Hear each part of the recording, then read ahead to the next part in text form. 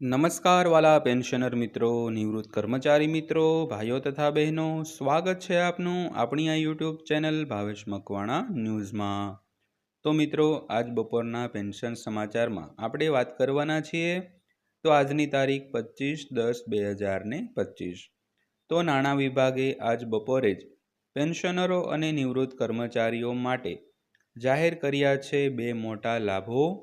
તો કયા પેન્શનરોને મળશે આ લાભ, જેની આજના વિડીયોમાં આપણે વિગતવાર ચર્ચા કરવાના છીએ। તો વિડીયો તમે ખાસ કરીને અંત સુધી જોઈ લેજો, અને હજી સુધી આપણી આ ચેનલ તમે સબસ્ક્રાઈબ ન કરી હોય તો આવી જ માહિતીઓ માટે આપણી આ યુટ્યુબ ચેનલ પણ સબસ્ક્રાઈબ કરી લેજો। તો શરૂ કરીએ આજનો વિડીયો।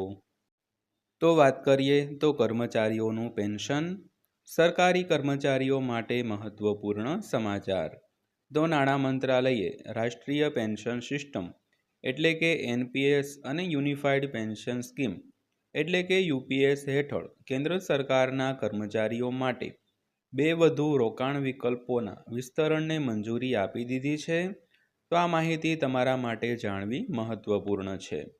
તો ખાસ કરીને નાણામંત્રી એટલે કે નાણામંત્રી જે હાલમાં છે તેના નાણાં વિભાગે રાષ્ટ્રીય પેન્શન સિસ્ટમ તેમજ યુનિફાઈડ પેન્શન સ્કીમ જે હેઠળના સરકારી કર્મચારીઓ પેન્શનરો જે પેન્શન લઈ રહ્યા હોય તેના માટે રોકાણ વિકલ્પોના વિસ્તરણને મંજૂરી આપી છે અને વધુ બે મોટી ભેટો જાહેર કરી છે। તો આ માહિતી તમારા માટે ખૂબ જ જાણવાપૂર્ણ મહત્વપૂર્ણ છે, એટલે વિડીયો તમે ખાસ અંત સુધી જોઈ લેજો અને આપણી આ ચેનલ સબસ્ક્રાઈબ કરી લેજો, જેથી કરીને રોજે રોજ આવી જ નવી અપડેટો તમને જોવા મળતી રહે।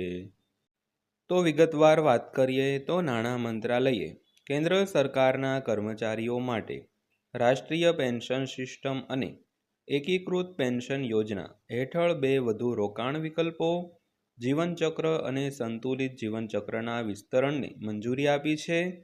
તો આ નિર્ણય કર્મચારીઓની બિનસરકારી યોગદાનકર્તાઓની સમકક્ષ વ્યાપક રોકાણ વિકલ્પોની સતત માંગને પહોંચી વળવા માટે લેવામાં આવ્યો છે, જેનાથી તેમને તેમની જોખમ લેવાની ક્ષમતા અને નિવૃત્તિ લક્ષ્યોને અનુરૂપ વધુ સુગમતા મળે છે।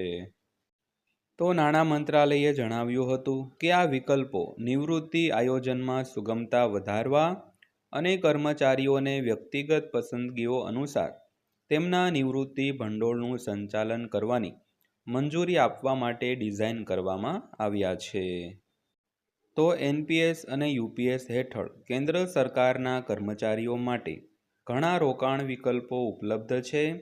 તો એક ડિફોલ્ટ વિકલ્પ છે જેની રોકાણ પેટર્ન સમયાંતરે pension fund regulatory and development authority એટલે કે પીએફઆરડીએ દ્વારા નક્કી કરવામાં આવે છે।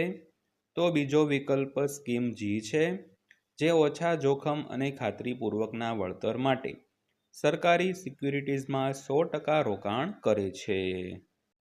ત્યારબાદ વાત કરીએ તો લાઈફ સાયકલ એટલે કે LS25 વિકલ્પ હેઠળ મહત્તમ ઇક્વિટી ફાળવણી 25% હશે, જે ધીમે ધીમે 35 વર્ષથી ઉંમરથી ઘટાડીને 55 વર્ષની ઉંમર સુધી કરવામાં આવે છે। તો જ્યારે LS15માં મહત્તમ ઇક્વિટી ફાળવણી નિવૃત્તિ ભંડોળના 50% સુધી મર્યાદિત છે। ત્યારબાદ જોઈએ તો સંતુલિત જીવનચક્ર વિકલ્પ એ LS15નું સુધારેલું સંસ્કરણ છે। તો આમાં 45 વર્ષની ઉંમરથી ઇક્વિટી ફાળવણી ઘટે છે। તો આનાથી કર્મચારીઓ ઈચ્છે તો લાંબા સમય સુધી ઇક્વિટીમાં રોકાણ કરી શકે છે। તો LS15 માં મહત્તમ ઇક્વિટી ફાળવણી 75% છે, જે ધીમે ધીમે 35 વર્ષની ઉંમરથી 55 વર્ષની ઉંમર સુધી ઘટે છે। તો ખાસ કરીને LS75માં મહત્તમ ઇક્વિટી ફાળવણી છે તે 75%ની છે, જે ધીમે ધીમે 35 વર્ષની ઉંમરથી 55 વર્ષની ઉંમર સુધી ઘટે છે। તો મિત્રો, આ હતી આજની માહિતી જે પેન્શનરો માટે અગત્યની હતી। માહિતી પસંદ આવી હોય, વિડીયો સારો લાગ્યો હોય તો વિડીયોને લાઇક કરજો, અને આવી જ માહિતીઓ મેળવવા માટે આપણી આ ચેનલ સબસ્ક્રાઈબ કરી લેજો। તો ફરીવાર પાછા મળીશું એક નવા વિડીયો સાથે, નવી માહિતી સાથે। ત્યાં સુધી સૌને જય હિન્દ, વંદે માતરમ।